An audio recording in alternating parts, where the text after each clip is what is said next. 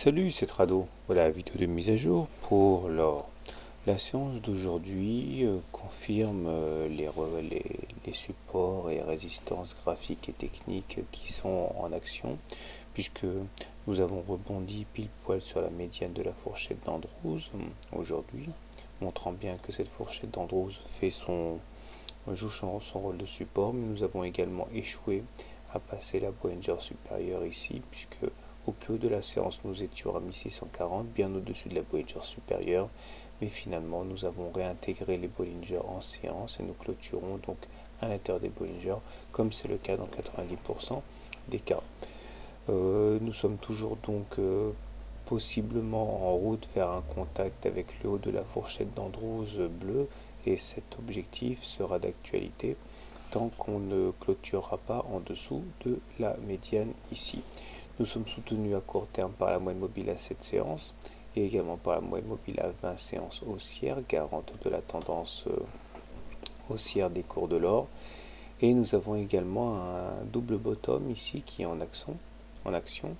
C'est-à-dire que normalement, si on suit la théorie, on devrait avoir pour objectif la hauteur du double bottom, ici représenté par le segment noir, reporté au-dessus de la ligne d'eau, ici, c'est-à-dire plus ou moins aller chercher les 1675 qui, comme par hasard, correspondent au plus haut du 1er mai 2012.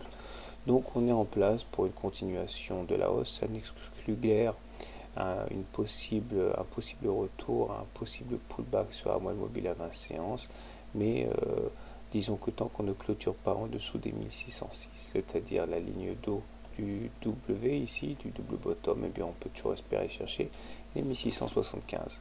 Les indicateurs techniques plaident en ce sens, puisque le stochastique est toujours bien orienté dans sa zone de surachat, ça c'est bien. Le MACD est également bien orienté puisqu'il est au-dessus de son signal, il s'approche de la zone positive et le momentum est positif aussi. Donc pour l'instant tout se passe pour le mieux, c'est vraiment le niveau des 1606 qui est à vérifier. Maintenant nous allons voir ce qui se passe du côté.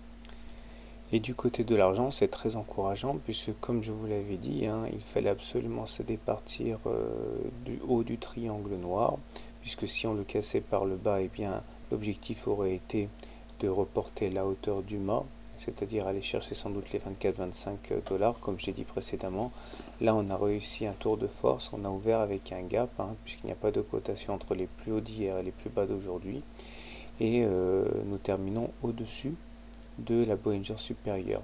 Alors ça s'appelle un T1 et en plus ça se fait dans de bonnes conditions puisque la Bollinger supérieure et la Bollinger inférieure divergent, ce qui veut dire que demain nous sommes en place pour une deuxième clôture au-dessus des Bollinger, c'est-à-dire un T2. Au niveau des résistances, on voit que les 61,8% de retracement de Fibonacci, ici les 29,6 $ l'once, ont joué leur rôle de support, c'est-à-dire que on a connu une baisse très forte entre le 29 avril et le 16 mai et on a retracé 61,8% pour l'instant. C'est la résistance de référence pour l'instant. Et enfin du côté du pétrole, voilà où nous en sommes. On est ici. La hausse a été très marquée. Alors comme je l'avais dit hier, l'analyse technique dans ce genre de situation est assez clair lorsque l'on clôture à l'intérieur des Bollinger supérieurs après en être sorti, comme c'était le cas le 1er juin. On va chercher la moyenne mobile à cette séance et c'est effectivement ce qui s'est passé. On est venu chercher la M7, niveau à partir duquel on a commencé à baisser.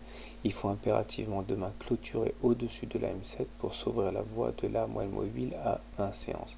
Néanmoins, il ne faut pas se leurrer, tant qu'on clôture en dessous d'une moyenne mobile à 20 séances baissière, on est toujours en tendance baissière sur le pétrole. D'autant qu'il faudra s'affranchir entre-temps du canal noir, ce qui ne sera pas une mince affaire.